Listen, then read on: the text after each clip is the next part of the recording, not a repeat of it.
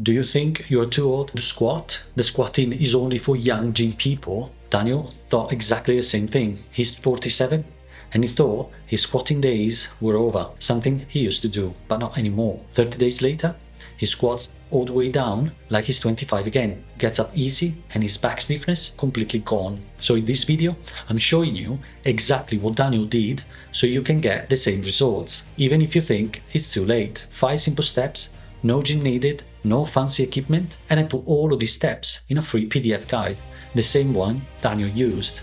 Grab it below so you can follow along with this video. Here's how to start.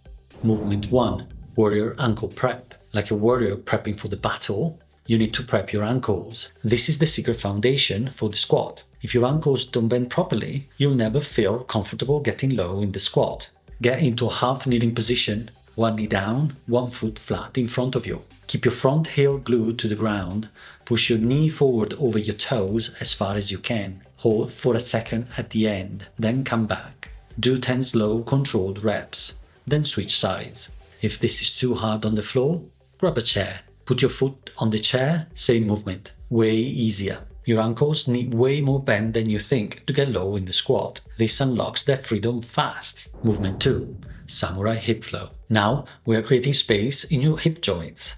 This is what separates people who can get low easily from people who can't. Sit on the floor in a 90-90 position, both legs bent at 90 degrees. Then rotate and switch to the other side. Flow through this 10 times total. The stretch should be deep in your hip joint, not in your spine. If this is too hard, sit on a chair. That's way easier. Just make sure your legs open up the right way. Feel it's working both hips. Most hips are locked up from years of sitting in chairs. This unlocks them fast. It teaches your hip joints to create space so your body remembers what getting low actually feels like. That's part of my functional fundamental system, and it's exactly what helped Daniel start moving like himself again. Movement 3.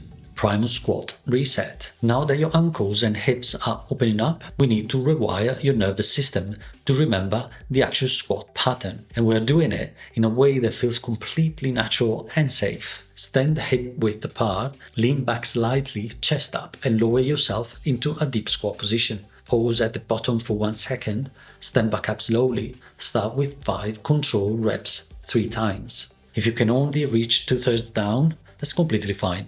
Start where you are. Don't rush this. The whole point is retraining your body. Remember, I've got a free PDF guide below. Movement 4. Monk's elevated rest. Now, we're building time in the deep position itself, but we're making it accessible by elevating your heels. Grab a rolled up towel or a book, a yoga block, place it under your heels, lower into a squat and settle into the position. Hold onto support if you need to, a door frame or band. Accumulate 2 minutes total. You can break this into 10 seconds chunks if needed. Don't fight the position with tension. You're trying to relax here and let your body adapt to begin low again.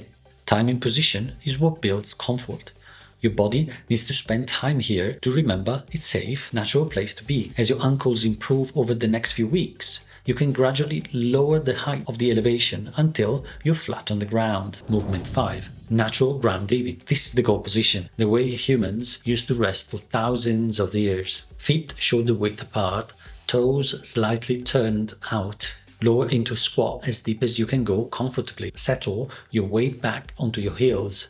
Keep your spine taut, chest up. Start exploring the position back and forward and side to side. Explore for 10 seconds and then rest into the position for 10 seconds. Every day, try to add a little more time. Your goal over the next 30 days is to work up to 5 minutes accumulated throughout the day. If you tip backward, hold on to something or keep your arms out in front for counterbalance. When you reclaim this, everything changes. You can play with your grandkids on the floor. You can garden without pain. That's body freedom in action. Before you start, let me show you the biggest mistakes people make. Avoid this and you get way better results and you stay safe. Mistake number 1, rushing through the movements. Slow down. These movements need to be smooth, controlled. If you're jerking around, you're going to miss the benefit, or worse, hurt yourself. Mistake number 2, skipping the ankle prep. I get it. It seems boring, but your ankles are the foundation. Skip this and nothing else will work right. Trust the process. Mistake number 3,